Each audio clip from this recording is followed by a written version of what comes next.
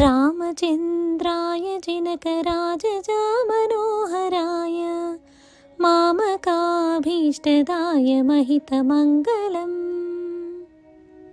कोसलेशाय मन्दहासदासपोषणाय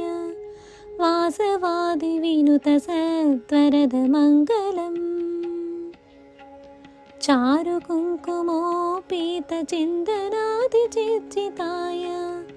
हारकटकशोभिताय भूरिमङ्गलम् ललितरत्नकुण्डलाय तुलसीवनमालिकाय जलजसदृशदेहाय चारुमङ्गलम् देवकीसुपुत्राय देवदेवोत्तमाय भावजा गुरुवराय भव्यमङ्गलम्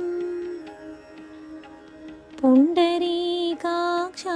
पूर्णचन्द्रवदनाय अण्डजावाहनाय अतुलमङ्गलम् विमलरूपाय विविधवेदान्तवेद्याय